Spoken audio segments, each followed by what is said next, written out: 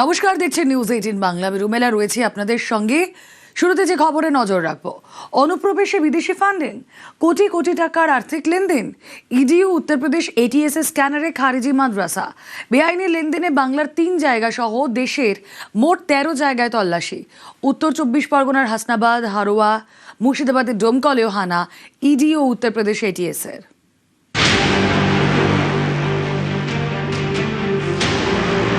Terror ফান্ডিংয়ে বিদেশি বিনিয়োগ, কোটি কোটি টাকার আর্থিক লেনদেন, রোহিঙ্গা বাংলাদেশিদের ভারতে অনুপ্রবেশ করিয়ে জাল নথি তৈরি, ইডি এবং উত্তরপ্রদেশ এটিএস এর স্ক্যানারে রাজ্যের একাধিক খারিজি মাদ্রাসা। বৃহস্পতিবার দেশের 13 জায়গায় তল্লাশি চালায় এনফোর্সমেন্ট ডিরেক্টরেট। তদন্তকারী সংস্থা জানতে পেরেছে, নেপাল থেকে টাকা ঢুকেছে উত্তর 24 পরগনার একাধিক খারিজি মাদ্রাসায়। এমনকি ব্রিটেন থেকেও টাকা ঢুকত খারিজি মাদ্রাসায়। সূত্রের খবর, এই টাকাই ব্যবহার করা হতো টেরর ফান্ডিংয়ে। অনুপ্রবেশকারীদের ভারতে প্রবেশ করানোর পর জাল নথিও তৈরি করা হতো। এতে এ রাজ্যের একাধিক খারিজি মাদ্রাসার যোগ পেয়েছে ইডি। উত্তর 24 পরগনার হাসনাবাদের রামেশ্বরপুর, বাংলাদেশ সীমান্ত থেকে মেরে কেটে 500 মিটার দূরে এই রামেশ্বরপুরের দারুল উলুম খারিজি মাদ্রাসায় বৃহস্পতিবার হানা দেয় উত্তরপ্রদেশের এটিএস। শুধু মাদ্রাসাই নয়, ইডির স্ক্যানারে হাসনাবাদের তৃণমূল নেতা আব্দুল্লাহ গাজী, বৃহস্পতিবার তার বাড়িতে তল্লাশি চালায় ইডি। একসময় হারোয়ায় মাদ্রাসায় পড়াতেন আব্দুল্লাহ গাজী। তদন্তকারীদের দাবি, এই আব্দুল্লাহ গাজীর হাত ধরেই বিদেশি ফান্ডিং ঢুকত উত্তর 24 পরগনার একাধিক মাদ্রাসায়। এখান থেকে 2 বছর আগে লখনৌ থেকে ছেলেকে তুলেছিল, আবু রায়রার নাম। উনি মাদ্রাসা দেওবন্দ দারুল উলুম মাদ্রাসায় পড়তো। ওখান থেকে ওকে অ্যারেস্ট করে। ওখান থেকে অ্যারেস্ট করার পরে ওর আব্বাজিকে তোলে বাড়ির থেকে। প্রায় 2 বছর মতো জেলে থাকার পরে লখনৌ ছিল। তারপরে বেলটা এখন বাড়িতে আছে। এখন বাড়িতে চাষবাসের কাজ করে, আর একটা দোকান আছে, দোকান চালায়। উত্তর 24 পরগনার হারোয়ার কালিকাপুর, ভারত বাংলাদেশ গোজাডাঙ্গা সীমান্ত থেকে ঘণ্টাখানেকের দূরত্ব। এই কালিকাপুরের একটি হাসপাতাল, একটি খারিজি মাদ্রাসা এবং একটি বেসরকারি স্কুলে একযোগে তল্লাশি চালায় ইডি এবং উত্তরপ্রদেশ এটিএস। সূত্রের খবর, এই স্কুলের কর্ণধার আব্দুস সামাদ এবং তার জামাই বছর 2 আগে গ্রেপ্তার হন। ব্যাংকে বিদেশি বিনিয়োগ দেখেই তাদের উত্তরপ্রদেশ থেকে গ্রেপ্তার করা হয়। এটিএস এর তল্লাশি, অর্থাৎ এই যে টাকা বৈদেশিক মুদ্রা এখানে আসতো, সেই টাকার উৎস কোথা থেকে, কেন এই টাকা এই ধরনের মাদ্রাসা বা এই ধরনের শিক্ষা প্রতিষ্ঠানে আনা হতো, সবটাই খতিয়ে দেখা হচ্ছে। মুর্শিদাবাদের ডোমকলের ধুলাউড়ি জলঙ্গি সীমান্ত থেকে ঘণ্টাখানেকের দূরত্ব। এই ধুলাউড়ির আদিল উর রহমান শ্বশুর বাড়িতে থাকেন। বৃহস্পতিবার সেখানেও তল্লাশি চালায় ইডি। অভিযোগ, বাংলাদেশে অনুপ্রবেশকারীদের নথি তৈরি করে দিতেন আদিল উর রহমান। এমনকি অনুপ্রবেশকারীদের নিজের বাড়িতে থাকতে দিতেন বলেও অভিযোগ।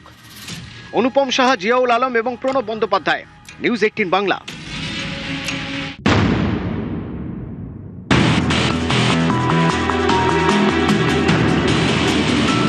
যেটা আমরা জানতে পাচ্ছি যে একেবারে বলা যেতে পারে সারাশি তল্লাশি, 2 দিক দিয়ে। ইউপি এটিএস এর একটা কেস ছিল এবং সেই কেসে তারা কি দেখতে পারলো, সেই কেস যখন রেজিস্টার হলো, অর্থাৎ উত্তরপ্রদেশে যখন রেজিস্টার হলো, তখন তারা দেখতে পারলো যে বিভিন্ন বর্ডারের ওপার থেকে, অর্থাৎ নেপাল এবং অন্যান্য বর্ডারের ওই দিক থেকে, দেশের বাইরে থেকে বিভিন্ন মাদ্রাসায় বিভিন্ন রকমের ফান্ডিং আসছে, বিভিন্ন রকমের বেআইনি ফান্ডিং আসছে। এবং শুধুমাত্র বেআইনি ফান্ডিং না, অনুপ্রবেশ আসছে। সুতরাং ইউপি এটিএস এটা প্রথম ইনভেস্টিগেট করা শুরু করলো, অর্থাৎ তদন্ত করা শুরু করলো। তারপর কি দেখা গেল? তারপর দেখা গেল যে এই যে বেআইনি যে পয়সা আসছে, অর্থাৎ বেআইনি যে এত এত টাকা আসছে, এর কেসটাকে তুলে নিল ইডি। কেন? কারণ অবশ্যই আমরা জানি যে মানি লন্ডারিং ক্ষেত্রে কেস ইডি তুলে নেয়। 2 দিক থেকেই দেখা যাচ্ছে, অর্থাৎ একদিক থেকে যেরকম ইউপি এটিএস এর টেরর অ্যাঙ্গেলটাকে তারা ইনভেস্টিগেট করছে, অন্য দিক থেকে দেখা যাচ্ছে এই ইডি তারাও এই কেসটাকে তুলে তারা দেখছে এ তো ভয়ঙ্কর ব্যাপার। এবং এর মধ্যে বিভিন্ন রকমের 3-4টে রাজ্য রয়েছে এবং এর সঙ্গে রয়েছে অনুপ্রবেশ, রোহিঙ্গা, এই সমস্ত ইস্যুগুলো চলে আসে। তো একটা হচ্ছে মেইন ইনভেস্টিগেশন, আরেকটা যাকে বলে প্রেডিকেট ইনভেস্টিগেশন। একদিক থেকে ইউপি এটিএস করছে, অন্য দিক থেকে করছে ইডি।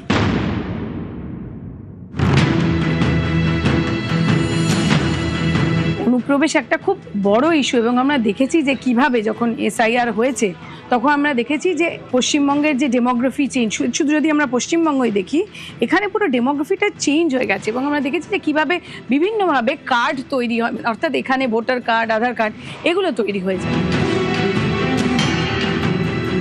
কমলিকা, তুমি নিজেও তো হাকিমপুরে গিয়ে সেটা একদম যাকে বলে আঁখো দেখেছিলে এবং আমাদেরকে দেখিয়েছিলে যে তারা কিভাবে এখানে ঢুকেছে। এই রোহিঙ্গাদের কথা, বাংলাদেশের অনুপ্রবেশকারীদের কথা আসছে, শুধু ঢোকার পর তাদের ঢোকার আগে থেকে কোথায় তাদের কাগজপত্র এখানে তৈরি হতে শুরু করে দিয়েছিল, তাই না?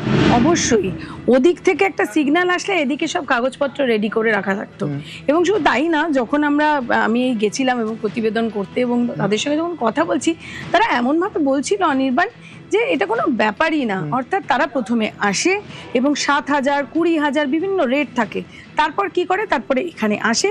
এবং আমার মনে আছে সেই প্রতিবেদন আমরা দেখেছেন, তারা কিন্তু খুব ক্যাজুয়ালি বলছে যে তৃণমূলের দাদারা তাদেরকে, পাড়ার দাদারা কে ছিল সবাই জানে, তৃণমূলের দাদারা তাদেরকে কি করতো, আধার কার্ড, শুধু তাই নয়, আমরা দেখেছি লক্ষ্মীর ভান্ডার থেকে আরম্ভ করে সমস্ত কিছু। অর্থাৎ একজন দালাল থাকবে, সে তোমাকে পার করে দেবে এদিকে, তারপর তোমার সমস্ত কিছু রেডি।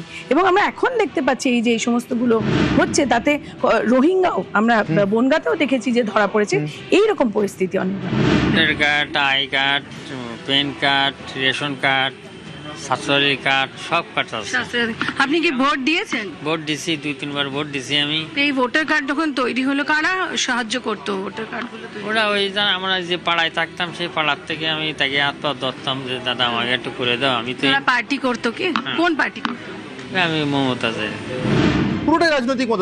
এই যে কমলিকা যে বলছিল যে এপারে একবার এসে গেলে দায়িত্ব নেওয়ার জন্য লোকাল দাদারা রেডি এবং তৃণমূল কংগ্রেস, এটার পরেও যদি কারোর সামান্যতম কোনো সংশয় থেকে থাকে, তাহলে সেই সংশয়টা দূর করে দেওয়ার জন্য ছিলেন রত্না বিশ্বাসের মতো মানুষ, একবারে খাঁটি তৃণমূল নেত্রী, একটা এলাকাতে বড়সড় রকমভাবে নেতৃত্ব দিতেন। শুধু তাই না, তিনি প্রকাশ্যে একটা সভা থেকে বলছেন বাংলাদেশি যারা আছেন, যারা ওপার থেকে এসছেন, তাদের ব্যাপারটা জাকিরদা বুঝে নেবেন।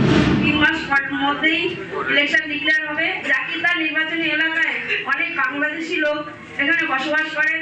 জাকিরদার লিঙ্কটা ভালো করতে পারে। যদি লিঙ্কের কোনো সমস্যা হয়, বাংলাদেশ থেকে যারা এসছে ভোটার লিস্টের নাম তোলার সমস্যা, জাকিরদা এই কাজটা ভালো করে দেবে। আপনারা সবাই যোগাযোগ করবেন এই অফিসে এসে। আমরা চাই না একটা ভোটও বাইরে থাকুক, সবাই ভোট অধিকারের আওতায় আসুক। মানে এই পাড়ায় পাড়ায় জাকিরদারা, রত্না বিশ্বাসরা ভরে গিয়েছিলেন, যারা ওপার থেকে আসা যে কোনো রোহিঙ্গা, যে কোনো অনুপ্রবেশকারীকে ভারতীয় ডকুমেন্ট বানিয়ে দেবেন, আধার কার্ড, ভোটার কার্ড, তাদেরকে আমাদের এই রাজ্যের ভোটার তালিকা এবং ন্যাচারালি দেশের ভোটার তালিকা, রাজ্যটা তো আর দেশের বাইরে নয়, এখানে একবার ভোটার তালিকায় নাম ঢুকে যাওয়া মানে পঞ্চায়েত, মিউনিসিপ্যালিটি অথবা রাজ্যের বিধানসভা নির্বাচন বা দেশের লোকসভা নির্বাচন। অর্থাৎ একটা বাংলাদেশি এসে, একজন রোহিঙ্গা অনুপ্রবেশকারী এসে ভারতের প্রধানমন্ত্রী নির্বাচন, লোকসভা নির্বাচনে পর্যন্ত অংশ নিচ্ছে, ঠিক করছে দেশের সরকার কি হবে। এবং এটা ঠিক করে দিত বলেই বোধহয় রাজনীতির বাজারে এদের এত দাম, চড়া দাম। অবশ্যই চড়া দাম। এবং আমরা দেখেছি হাকিমপুরে কিভাবে পাল লোকে, প্রতিদিন পাল লোকে গেছে। এখন তো হোল্ডিং সেন্টার তৈরি হয়েছে, কিন্তু মনে করে দেখো অনির্বাণ, সেই দিনটা যখন SIR শুরু হয়েছিল, যে এবার আর থাকতে পারবো না, আমরা এবার যখন পালা বদলের পর গেলাম, তখন তাদের যখন জিজ্ঞাসা করা হয়েছে কে বললো না, এবার তো বলে দিয়েছে সে, এবার তো মাইকিং হয়ে গেছে, এবার আর এখানে থাকতে হবে না। কেন? কারণ সরকার বদলেছে। এটাও খুব ইন্টারেস্টিং। তাহলে কমলিকা, এটা নিতান্ত কাকতালীয় ছিল না যে যখন আমরা তুমি SIR এর পর্বটা বললে, ইন্টারেস্টিংলি তখন সামনে আসতে শুরু করলো বিশেষ করে উত্তরবঙ্গ থেকে জন্ম মৃত্যুর ভুয়ো শংসাপত্র, আর এই দক্ষিণবঙ্গের একদম বর্ডার সীমান্ত লাগোয়া জেলাগুলো থেকে পরপর আসতে শুরু করলো ভুয়ো আধার কার্ড চক্র, চক্র ধরা পড়তে শুরু করলো। তাহলে এগুলো নিতান্তই কাকতালীয় ছিল, এগুলো সব ব্যবহার হচ্ছিল। এই ঠিক SIR সময় একটা বার্থ সার্টিফিকেট তৈরি করার একটা দৌড় লেগে গেছিল, সবাই বার্থ সার্টিফিকেট তৈরি করছে। এবং এখন যেটা দেখা যাচ্ছে, সরকার যে আমাদেরই সহকর্মী সোমরাজ যে খবর দিয়েছিল, তাতেই দেখা যাচ্ছে যে এই যে এখন যে ট্রেন্ডটা দেখা যাচ্ছে, অর্থাৎ এখন যে রিপোর্ট আসছে, সেটা কিন্তু আরো ভয়ঙ্কর। অর্থাৎ এই যে বার্থ সার্টিফিকেট তৈরি, এটাও একটা কিন্তু আর্ট হয়ে গেছিল, মানে বলতে পারে এটাও একটা একদম নর্মাল ব্যাপার হয়ে গেছে। তাহলে যে জন্ম বা মৃত্যুর শংসাপত্র পাওয়াটা এখন আর সহজ নয়।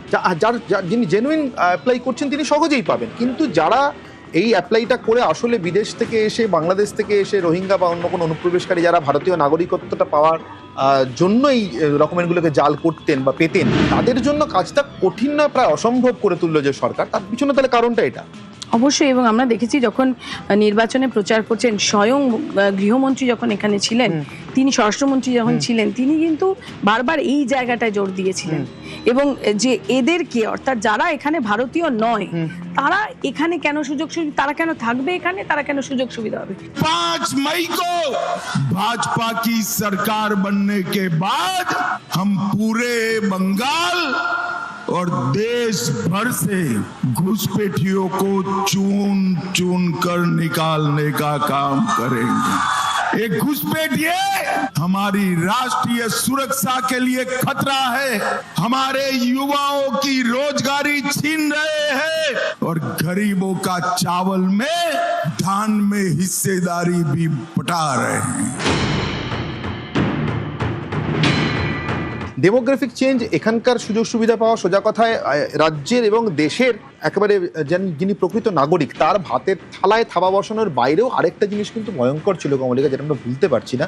আমি দুটো কথা সামনে আনলে বোধহয় আমাদের দর্শকদেরও মনে পড়বে। এক হচ্ছে আজাদ মল্লিক, এই ভুয়ো ডকুমেন্টগুলো দিয়ে কিন্তু যে পাসপোর্টটা বেরোতো সেটা অরিজিনাল, সেটা ভারতীয় পাসপোর্ট। একটা জঙ্গি, একটা রোহিঙ্গা অনুপ্রবেশকারী, একটা বাংলাদেশি অনুপ্রবেশকারী, আমরা জানি যেসব দেশ থেকে এরা আসে সেসব দেশের পাসপোর্টের কি ভ্যালু বিদেশে, এবং সেসব পাসপোর্ট নিয়ে বিদেশের যে কোনো এয়ারপোর্টে পা রাখা মাত্র প্রথমে থেকে তাদের ফ্রিস্কিং করে এবং তাদেরকে যত তাড়াতাড়ি দেশে ফেরত পাঠানো যায়। ভিসা অন অ্যারাইভালের তো কোনো গল্প নেই, কিন্তু ভারত দেশের এতগুলো দেশে ভিসা অন অ্যারাইভাল পায়, ভারতীয় পাসপোর্ট এত দাম, সেনজেন ভিসা আছে আমাদের দেশে। ফলে এই পাসপোর্টটাকে ব্যবহার করবার জন্য এই ভুয়ো ডকুমেন্ট দিয়ে অরিজিনাল ভারতীয় পাসপোর্ট এমনভাবে জোগাড় করা হয়েছে এবং তার এত সুন্দর ব্যবস্থাপনা ছিল। একা আজাদ মল্লিক 32 কোটি টাকা কামিয়েছিল কমলিকা শুধুমাত্র ভুয়ো ডকুমেন্ট দিয়ে অরিজিনাল পাসপোর্ট ইস্যু করিয়ে দেওয়ার জন্য। আমি তোমাকে একটা জিনিস মনে করাবো, এই আজাদ মল্লিক সেই সময় আমরা গেছিলাম বারাসতে স্টোরি করতে এবং সেখানে বহু লোক আমাদেরকে এটা বলেছে যে আরে দিদি আমাদের কাছে কি ডকুমেন্ট আছে, আমাদের থেকে বেশি ডকুমেন্ট তাদের কাছে আছে যারা ওদিক থেকে এসছে। অর্থাৎ আমরা তো ভারতীয়, আমরা কি অত সব সময় ভাববো, আমরা তো জানি আমরা এই দেশের লোকে, কিন্তু যারা এদেশের নয় তারা জানে তাদের ডকুমেন্ট লাগবে। মানে আমার বা তোমার যে ডকুমেন্ট হয়তো বা নাও থাকতে পারে, এমনই এই ইকোসিস্টেমটা তৈরি হয়েছিল, তাদের কিন্তু এই ডকুমেন্টগুলো আছে। সোজা কথায় মা বাড়িতে ফেরার আগে যে ছেলেটি খেলে বেড়াচ্ছিল সে যেরকম পাশে 5টা বই নিয়ে একসঙ্গে পড়তে বসে, এদের ব্যাপারটা ছিল অনেকটা সেরকম। বিদেশ থেকে এসছে বলে ডকুমেন্ট জোগাড় করার তাড়না অনেক বেশি ছিল, বেশি বেশি ডকুমেন্ট জোগাড় করতে এবং সবটাই নগদ অর্থমূল্যে আর রাজনৈতিক মদতে। সেটা কতটা ভয়ঙ্কর ছিল রাজনৈতিক মদত কমলিকা, আমি আরেকবার মনে করিয়ে দিই, সাদ রাডির মতো জঙ্গি, কুখ্যাত জঙ্গি, বাংলাদেশের জঙ্গি পশ্চিমবঙ্গে এসে ভোট দিয়ে গেছে। ভোটার তালিকায় নাম ছিল একবার নয় অন্তত 2বার। তৎকালীন বিরোধী দলনেতা বলেছেন কোনো সরকারের কাছ থেকে রিজয়েন্ডার আসেনি, আজকে তিনি মুখ্যমন্ত্রী, এখনো বলে চলেছেন, এখনো বলেন, এই কথাগুলো স্মরণ করিয়ে দেন।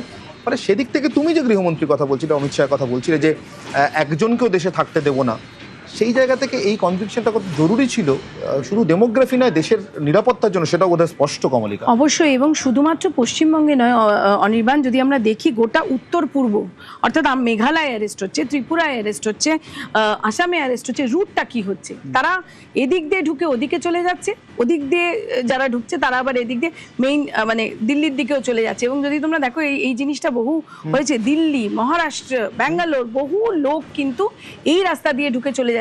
এই যে অভিযোগটা ছিল বিজেপির, সেটা কিন্তু এখন দেখা যাচ্ছে একেবারে, এই তো এই অ্যারেস্টগুলোই খুব স্পষ্ট করে দিচ্ছে আর এই ক্র্যাকডাউনগুলোই খুব স্পষ্ট করে দিচ্ছে। এই যে টাকাটা আসছে এর নানান জায়গা থেকে উৎপত্তি জানা যাচ্ছে এবং এর মধ্যে খুব যেটা আমরা সূত্র মারফত জানতে পাচ্ছি যে একেবারে ইউকে থেকে, এটা খুবই ইন্টারেস্টিং, ইউকে থেকে কিন্তু এই টাকা এখানে এসেছে এমনটাই ইডি সূত্র মারফত আমরা জানতে পাচ্ছি, যেটাও কিন্তু খুব ভয়ঙ্কর। উত্তরপ্রদেশ পুলিশের এক সূত্র মারফত আমরা যেটা জানতে পাচ্ছি যে তারা এটা বলছে যে এই যে অনুপ্রবেশ, এই অনুপ্রবেশই হচ্ছে কারণ। এই অনুপ্রবেশ যেরকম বিভিন্ন বাংলাদেশ বা অন্য জায়গা থেকে তারা আসছে, তার সঙ্গে রোহিঙ্গারা আসছে এবং এই অনুপ্রবেশের পুরো বিষয়টাকে তারা যখন তদন্ত করতে শুরু করলো তখনই হাতে নাতে এই যে বেআইনি টাকা এবং এই যে যার জন্য ইডিকে আনতে হলো, যেটা আমরা দেখতে পাচ্ছি যে উত্তরপ্রদেশ এটিএস যেটা ইনভেস্টিগেট করছে তারা কিন্তু নেপালের লিঙ্ক পাচ্ছে, অর্থাৎ একদম নেপাল থেকে, মানে এটা তারা বলছে যে এটা যেন একটা নেটওয়ার্ক, নেপাল, বাংলা, বিহার, উত্তরপ্রদেশ, আর তার জন্যই উত্তরপ্রদেশ এটিএস তদন্ত করছে।